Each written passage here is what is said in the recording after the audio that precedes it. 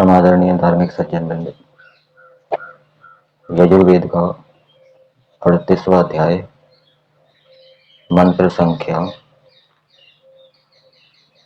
16 के ऊपर हमारा विचार चल रहा है।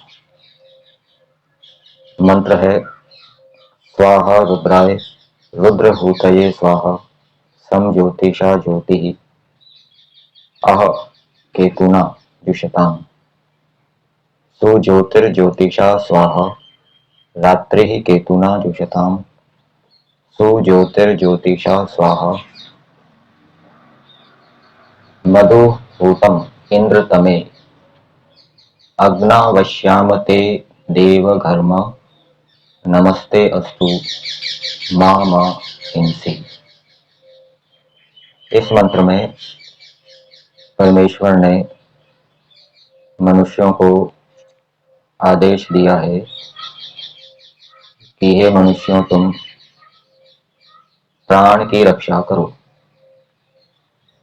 जीवन की रक्षा करो, अपने जीवन की रक्षा भी करो, दूसरे प्राणियों के जीवन की भी रक्षा करो और समाज की रक्षा करो। और वो रक्षा कैसे होगी? उसके लिए वेद आदि शास्त्रों का विज्ञान,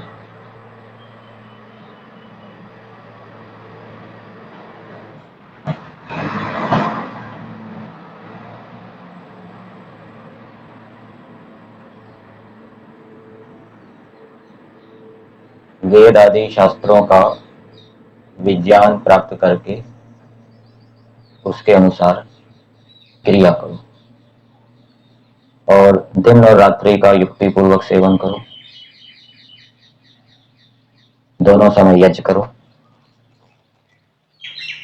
पदार्थ को देखते हैं।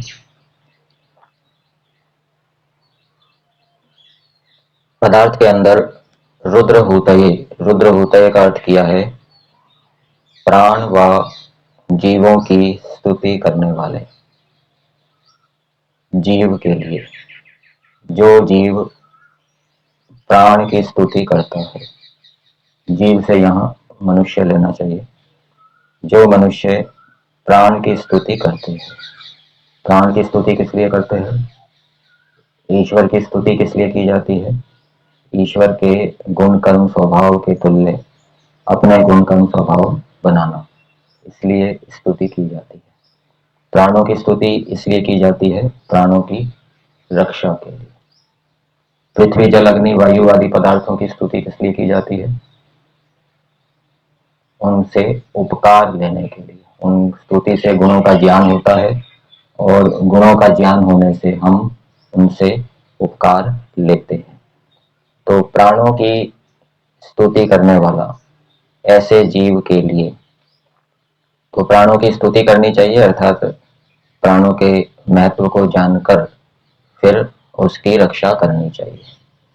जीवों की स्तुति करनी चाहिए, जो प्राणी हैं उनकी स्तुति करनी चाहिए, उनके महत्व को जानकर उनकी रक्षा करनी चाहिए। और वो स्तुति किससे होगी? केतुना, बुद्धि से। हमारे पास ज्ञान विज्ञान होगा तभी हम प्राणों की स्तुति कर सकेंगे। हमारे पास ज्ञान विज्ञान होगा तभी हम दूसरे प्राणियों की स्तुति कर सकेंगे।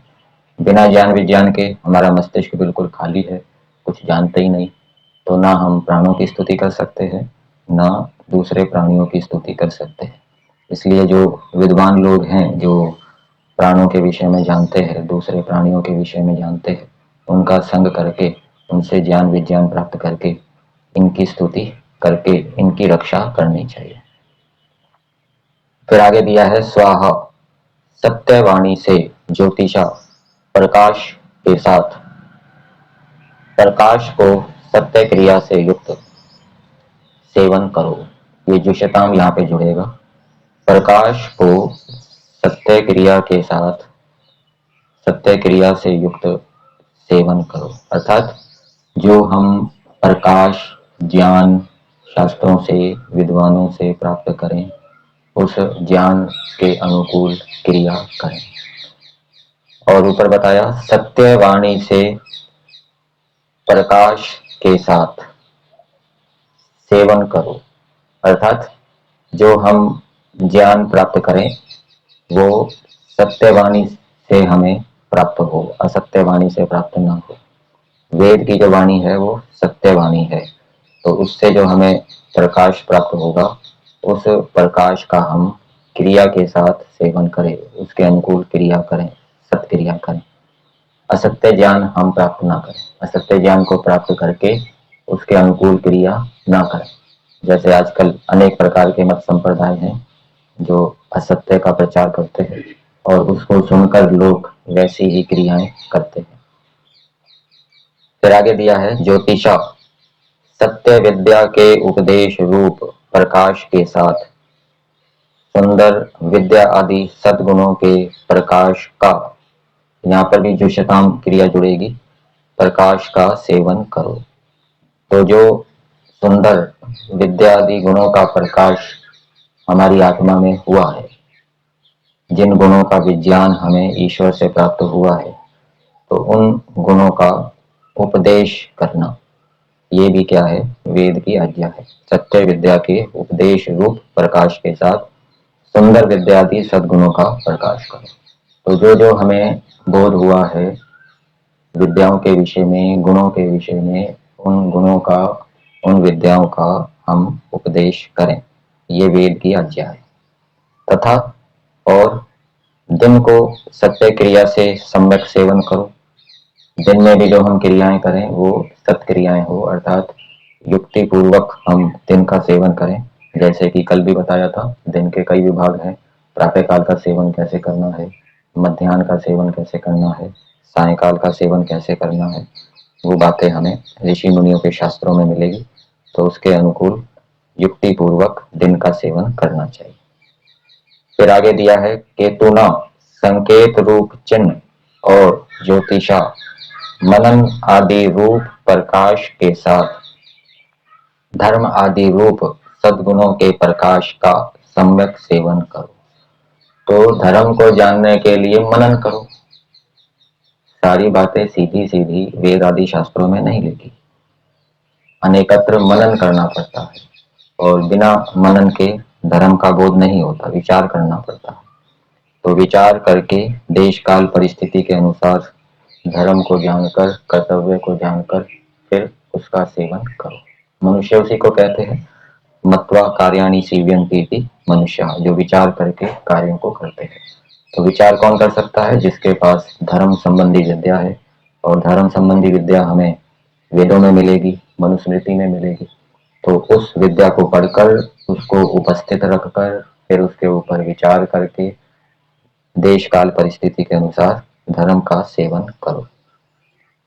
फिर आगे दिया है, एक विद्वान को संबोधित किया जा रहा है, हे धर्म प्रकाशमान देव विद्वान जन, जिससे ते आपके लिए इंद्र तमय अतिशय ऐश्वर्य के हेतु विद्युत रूप। इंद्र विद्युत के लिए प्रयोग होता है। जो 33 देवता बताए हैं उनमें इंद्र भी है, और इंद्र तमय दिखा है यहाँ, जो अत्यंत ऐश्वर्य का हेतु है। विद्युत, विद्युत शरीर के अंदर भी होता है और बाहर भी होता है। तो उस विद्युत रूप अग्नव, अग्नि में होम किए मधु, मधुर आदि गुण युक्त घृत आदि पदार्थ को घ्राण द्वारा प्राप्त हुए। तो विद्वान को संबोधित करते हुए कहा जा रहा है, आपके लिए, मतलब कि आपकी आज्ञा का पालन करने के लिए हम क्या करें, अग्नि में सुगंधित घृत को होम करें और उसकी धूम्र को घ्राण द्वारा ग्रहण करें, आपकी प्रसन्नता के लिए या आपकी आज्ञा पालन करने के लिए। फिर आगे दिया है, ते आपके लिए नमः नमस्कार प्राप्त हो, आपके लिए नमस्कार होवे। तो विद्वान को कहा जा रहा है कि आपको नमस्कार है, अर्थात हम आपको बड़ा मानते हैं, आपके अनुकूल चलते हैं। आप माँ हिंसी, आप मुझको मत मारिए। ईश्वर के विषय में भी आता है, माँ हिंसी, ये हे परमेश्वर आप हमारी हिंसा मत करो। तो ईश्वर हिंसा हमारी कब करेगा? जब हम ईश्वर के अनुकूल नहीं चलेंगे, प्रतिकूल चलेंगे। इसी प्रकार से यहाँ विद्वान को कहा जा रहा है कि आप हमारी हिंसा मत करो। तो हिंसा कब करता है? राजा होता है, वो चोर डाकुओं की ताड़ना करता है, दंड देता है। किस लिए देता है? क्योंकि वो राज्य के नियम के विरुद्ध काम करते हैं। तो इसी प्रकार से हम भी यदि विद्वानों ऋषियों के विरुद्ध चलेंगे तो हमें कष्ट की प्राप्ति होगी।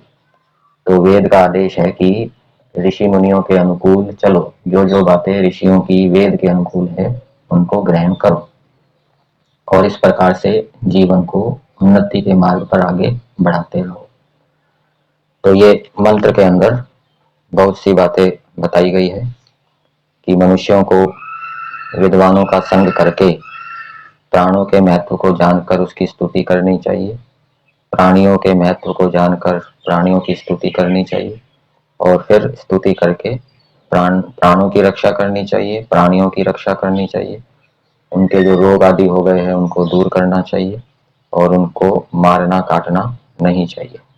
और जो भी हम ज्ञान विज्ञान प्राप्त करें, जहाँ से प्राप्त करें, वो जो स्रोत होना चाहिए वो प्रामाणिक होना चाहिए, अप्रामाणिक नहीं होना चाहिए।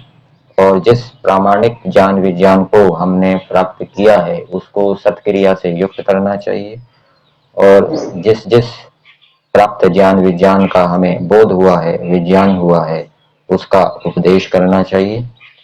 और धर्म को जानने के लिए मनन करना चाहिए, क्या कर्तव्य है, क्या अकर्तव्य है, क्या धर्म है, क्या धर्म है, उसका मनन करना चाहिए। और परमेश्वर ने जो हमें दिन और रात्रि, ये काल के अवयव दिए हैं, इनका हमें युक्ति पूर्वक सेवन करते हुए इनसे पूरा पूरा लाभ उठाना चाहिए। प्रातःकाल सायंकाल यज्ञ करना चाहिए, विद्वानों के अनुकूल चलना चाहिए, विद्वानों के प्रतिकूल नहीं चलना चाहिए, इत्यादि कुछ बातें इस मंत्र के अंदर बताई।